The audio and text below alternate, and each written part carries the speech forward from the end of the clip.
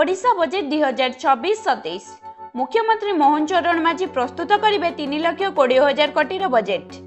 आज अपराह्न 4टारे मुख्यमंत्री मोहन चरण माझी आसंता आर्थिक वर्ष 2026-27 बजेट उपस्थापन करेंगे, जार आकलन 3,20,000 कोटी टंका पारी हेबो बोली कुआଯାଇଛି।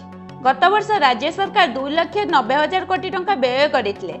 चलित वर्ष ए राशि वृद्धि हेबाकु जाउछि।